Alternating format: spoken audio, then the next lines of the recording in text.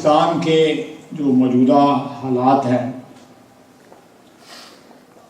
वो डिटेरिएट ज़रूर हुए हैं, उसमें बेहतरी की बजाय जो है ख़राबी ज़्यादा पैदा हुई है। एक लंबी तवील जद्दोजहद के नतीजे में 2008 के इलेक्शन हुए। पाकिस्तानी अवाम ने बाय एंड लार्ज अपनी मर्जी से अपनी राय का जो है वो हक इस्तेमाल किया। ये कहना कि पिछले 5 साल में माशी बदतरी हुई है, माशी तबाही हुई है, करप्शन में इजाफा हुआ है, ये बातें सारी की सारी अपनी जगह जो है वो दुरुस्त है, इसमें कोई शक नहीं है।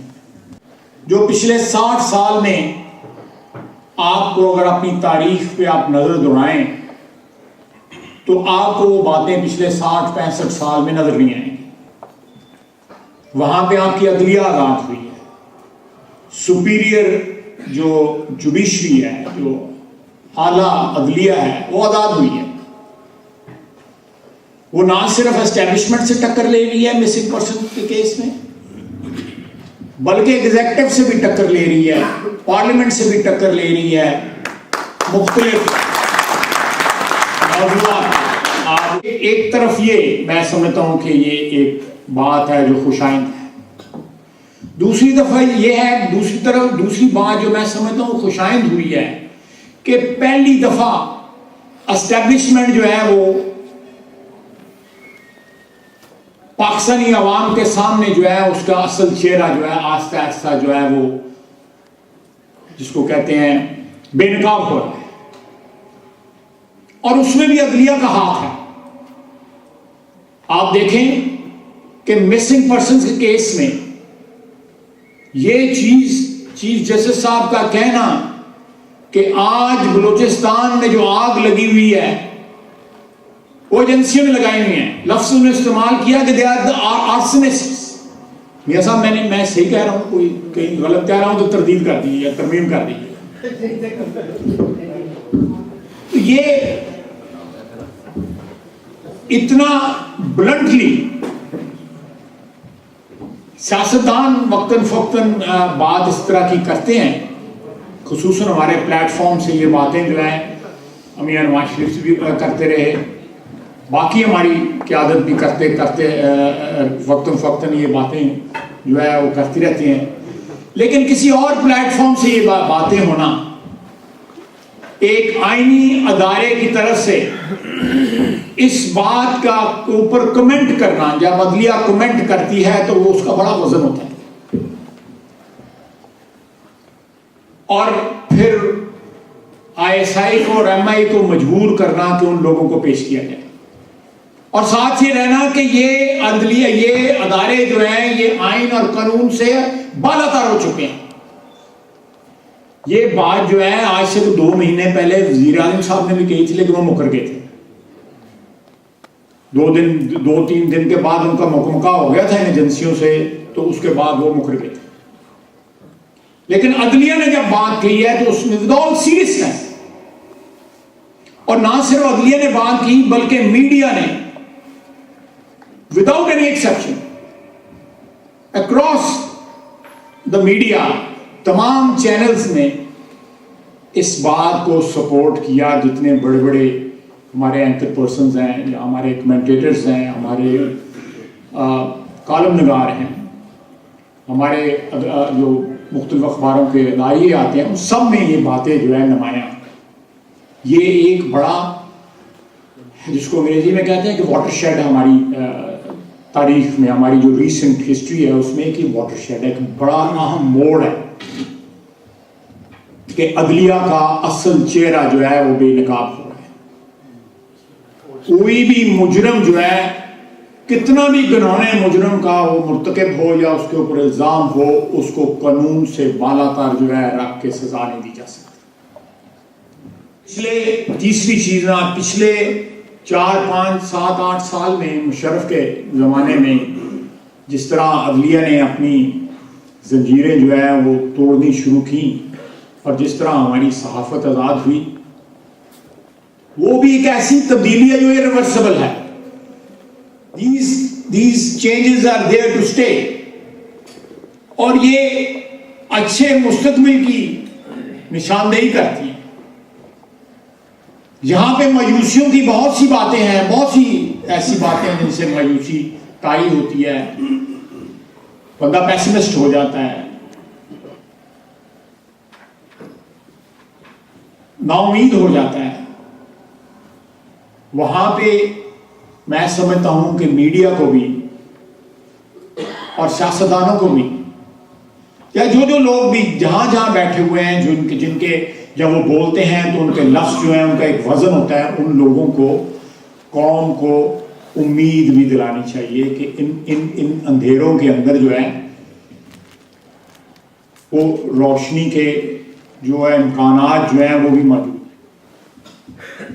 जब एनआरओ का हवा जो है उनके सर से निकल गया और वो 6 नवंबर को मेरा ख्याल है वो कानून पास हुआ, या 4 नवंबर 2007 वो कानून पास हुआ, जिसके इफ्जाने में पीपल्स पार्टी ने वोटों से एब्सटेन किया। हमने इस्तीफा दिया और उन्होंने एब्सटेन किया। ये क्विड प्रो को था, ये मुखमुखा था, ये क्विड प्रो को था। उन्होंने एब्सटेन किया और काफ लीग ने उसको दोबारा वर्दी में मुंतखब किया। मेरा ख्याल है कि अगर मेरी यादाश्त जो है वो मेरा साथ दे रही है।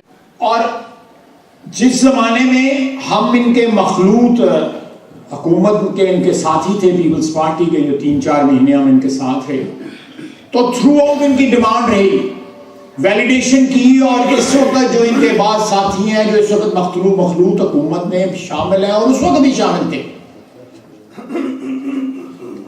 वो तो मान गए, लेकिन हम ना माने, ये वैलिडेशन कराना चाहते थे उन तमाम तरह एक्ट्स की, जिस कहते हैं कंबल पा दे रहा है, एनआरओ भी मंजूर करवाना चाहते थे, उसको भी वैलिडेट करवाना चाहते थे।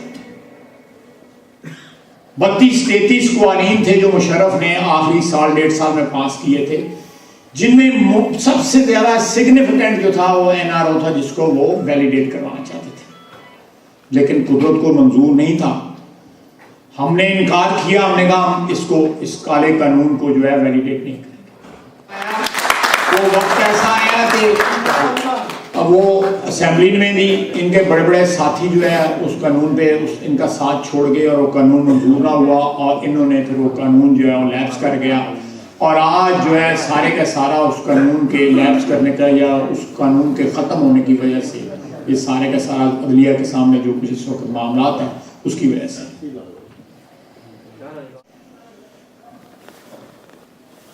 सबसे बड़ा जो जुल्म किया है पाकिस्तान के ऊपर, कि जो चीज़ें वो पहले 4, 5, 6 महीनों में दुरुस्त कर सकती थी उनको दुरुस्त ना किया, बल्कि पाकिस्तान की आवाम की अजियत से, उनके अजाब से माल बनाने की कोशिश की,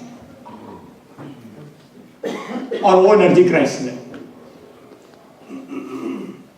एक तो पॉलिटिकल क्राइसिस है जो है वो अपनी जगह कायम और दायम है और वो जारी और सारी है, उसमें बदतरी जो है पैदा हो रही है। मैंने अच्छी चीज़ें भी आपको बताई हैं, लेकिन सबसे ज़्यादा नुकसान पाकिस्तान को दहशतगर्दी से उतना नुकसान नहीं पहुंचा, कई गुना ज़्यादा नुकसान जो है आपकी एनर्जी क्राइसिस की वजह से पहुंचा।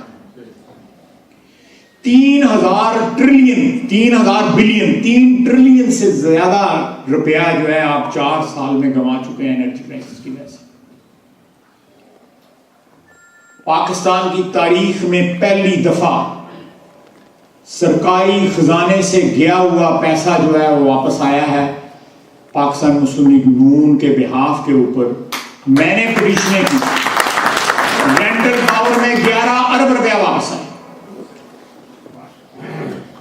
ये अनप्रेसिडेंटेड है, इसकी कोई मिसाल नहीं मिलती पाकिस्तानी तारीख में कि कौमी खजाने से गया हुआ पैसा जो है वो वापस आया। 21 अरब रुपया टोटल है, बाकी पैसा भी इंशाल्लाह ताला फैसला महफूज है, बाकी पैसा भी वापस आएगा।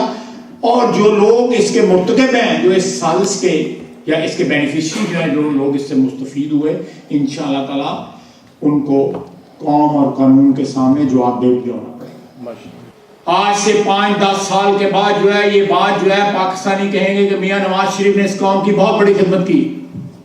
मियां नवाज शरीफ चाहता तो पिछले 4-4.5 साल में माजी की तरह फौज के साथ मिलकर ये अपॉर्चुनिटीज हमें मौजूद थी, मौजूदा हुकूमत को गिराया जा सकता था, लेकिन हमने आइन का रास्ता अपनाया, कानून का रास्ता अपनाया। हमें ताने मिले कि हम फ्रेंडली ऑपोजिशन हैं, ना हम कल फ्रेंडली ऑपोजिशन थे ना आज फ्रेंडली, हम रियल ऑपोजिशन। जो लोग हमें गाली देते हैं वो नवाज शरीफ के खिलाफ, उसके जरदारी के खिलाफ कोई बात नहीं करते। उनके लिए वो नवाज शरीफ की ऑपोजिशन है। अगर नवाज शरीफ इक़्तिदार का भूखा होता तो नवाज शरीफ को ये अपॉर्चुनिटीज मौजूद थी। एजेंसियां जो है पिछले 4-5 साल से अपने खेल से बाहर नहीं आई, लेकिन उनको सियासतदान जो है, कोई एस्टेब्लिश मुस्तनद सियासतदान जो पार्लियामेंट में मौजूद था, उसने किसी ने उनको कंगा नहीं दिया। मियां नवाज शरीफ ने एक प्रोसेस को चलना दिया। यह अज़ियत की बात है, कौम एक अज़ाब में जरूर मुब्तला है। ये चॉइस कौम की है। आज पीपल्स पार्टी एक इलेक्टेड हुकूमत है, ये चॉइस है, पाकिस्तानी अवाम की चॉइस है। वो 122, 23, 24 सिंगल लार्जेस्ट पार्टी बन के असेंबली में आए। उनके साथ जो कोलिशन वाली गवर्नमेंट पार्टियां हैं वो भी सारी इलेक्टेड है। ये जमहूरियत का नतीजा है, ये हमें वारे में हो या ना हो, लेकिन पाकिस्तानी अवाम के जो वोटर हैं, जो हज़रात जिन्होंने वोट दिया, ये उनकी वोट का रिफ्लेक्शन है, उसका आईनादार है जो इस वक्त हुकूमत है। अगर ये हुकूमत जमहूरी तरीके से आज से तकरीबन 22-23 साल पहले, अल्लाह जन्नत नसीब करे, जुनैद साहब ने कहा था कि जिस दिन एक इलेक्टेड हुकूमत जो है दूसरी इलेक्टेड हुकूमत को इक़्तिदार जो है सौंपेगी पाकिस्तान, उस दिन सियासी तौर पर बालिग हो जाएगा। और ये मियां नवाज शरीफ की कुर्बानी है कि उसने अपनी पॉपुलैरिटी की भी कुर्बानी दी, अपने जात की, अपनी पार्टी के ताने भी सुने, लेकिन उसने ये इस रवायत को कायम करने में पूरा अपना रोल अदा किया कि एक सियासी हुकूमत जो है इलेक्शन के जरिए दूसरी सियासी हुकूमत को जो है पावर ट्रांसफर करे, और उसमें एजेंसियों का और फौज का कोई रोल ना हो। जिस तरह 90 में, 93 में, 97 में जो है फौजियों का रोल रहा, और तमाम तर सियासी पार्टियां मुद्दत अपनी पूरी किए बगैर जो है रुखसत हो गई। हमें अपोलोजेटिक होने की जरूरत नहीं है, हमें माजरत खाना जो है वो रवैया अपनाने की कोई जरूरत नहीं है। लेकिन मियां साहब ने तहम्मुल की, तलकीन की हर मौके के ऊपर, उसकी एक कॉस्ट है जो हमने पे की भी है, पे कर भी रहे हैं। इंशाअल्लाह ताला अल्लाह ताला नियतों के फल देता है, वो हम रिकवर करेंगे वो सारा कुछ। आहिस्ता आहिस्ता कौम को समझ आ रही है। आज से 3-4-5 महीने पहले एक हवा था कि सैनट के इलेक्शन आते पता नहीं कोठा जाते सिर पे पता नहीं क्यों। मैं आपको जो असलियत बताता हूं कि सैनट की कानून साजी में सैनट का रोल जो है वो नेशनल असेंबली में के मुकाबले में बड़ा मुख्तलिफ है, बड़ा मिनिमम है। एक तो फाइनेंस बिल जिसको बजट आप कहते हैं, सैनट का उसमें कोई रोल नहीं है। वो सिर्फ और सिर्फ कौमी असेंबली में उसके ऊपर वोटिंग होती है, या कोई तरमीम होनी हो तो वहां पे होती है। वहां पे डिबेट जरूर होती है, वो रिकमेंडेशन सिफारिशात दे सकते हैं, लेकिन वो हम पे बाइंडिंग नहीं होती। एक बात। दूसरी बात, जो कानून उनके पास जाता है अगर वो 2 दफा रिजेक्ट करते हैं तो ये ज्वाइंट सेशन में जाता है, ज्वाइंट सेशन में नेशनल असेंबली की मेजॉरिटी होती है, तो अगर नेशनल असेंबली पास करना चाहिए तो इसलिए अगर उनकी मेजॉरिटी आज हो भी गई है, जो पहले नजर आ रही थी हो जाएगी, तो इसमें कोई खौफजदा होने वाली बात नहीं। इस वक्त जो अंदेशे हैं आपकी मुल्क की सालगिरह को, उसमें सबसे बड़ा जो अंदेशा जो है वो माशी है, और दूसरा सबसे बड़ा अंदेशा जो है, जो इस वक्त आग जो है बलूचिस्तान में लगी हुई है। अगर खुदा न खासा बलूचिस्तान को कुछ होता है तो पाकिस्तान का बाकी वजूद भी जो है मौजूदा हालत में खाकम बदहन खुदा न खासा कायम नहीं रह सकता। और इस मौके के ऊपर बदकिस्मती ये है कि हमारे सियासी लीडरान, हमारे हुक्मरान जो हैं वो एक ऐसी गेम खेल रहे हैं जबान के लिसानी बुनियादों पे, सुबाइयत की बुनियादों पे, जिनका कोई जवाब नहीं मिलता, जिनके लिए आइन में एक प्रोसेस मौजूद है, उसके बगैर वो चीजें जो है वो कायम जो है वो उनको किया नहीं जा सकता। सिर्फ अपनी सियासत चमकाने के लिए, वोट बनाने के लिए, ये सारी बातें होनी चाहिए, लेकिन कानून और कायदे के मुताबिक होनी चाहिए। मैं समझता हूं कि अगर हमारी मईशत जो है वो रिवाइव हो जाए और ये एनर्जी की जो हमारी गैस की, हमारी इलेक्ट्रिसिटी की जो प्रॉब्लम है, ये पिछले 4 साल में हल हो सकती थी। लेकिन इसके वो एक्सक्यूज बना के इसको एक क्या कहना चाहिए, एक मौका इसको बना के पाकिस्तानी कौम को पिछले 4-5 साल में मौजूदा हुक्मरानों ने लूटने की कोशिश की है और लूटा भी है। लेकिन मुझे पूरी तरह यकीन है कि अदलिया का, कानून का हाथ जो है उन लोगों की गर्दनों तक, गिरबानों तक जरूर पहुंचेगा और जल्द पहुंचेगा। मौका प्रस्त होता मियां नवाज शरीफ तो चला जाता, इस्लामाबाद चला जाता, कब्जा कर लेता। ये जरदारी, ये गिलानी, ये सारे बंदे जो है, ये पिंडी वाले सारे फारग हुए। मियां नवाज शरीफ, पाकिस्तान की तारीख में कौन सी मिसाल आपको मिलती है कि 15 वजारतें छोड़ के कोई पार्टी बाहर निकलेगी हो? फाइनेंस की मिनिस्ट्री उसके पास हो, पेट्रोलियम की मिनिस्ट्री नवाज शरीफ के पास हो, तालीम की वजारत उसके पास हो, कम्युनिकेशन उसके पास हो, कॉमर्स उसके पास हो, सारी वजारतें थी हमारे पास। 3 महीने के बाद एक असूल पे अदलिया की बहाली, हमारा कोई रिश्तेदार तो नहीं है जो इफ्तिखार चौधरी। मैं आज भी इस बात पे हल्फ दे सकता हूं कि मियां नवाज शरीफ का उसके साथ कभी राब्ता नहीं। लेकिन एक असूल की खातर, एक सिंपलाइज, हमने मेमोकेट में हमने लोगों ने कहा फौज के कहने देते, और फौज तो उन्होंने दी, मियां साहब एनजीओ है ना,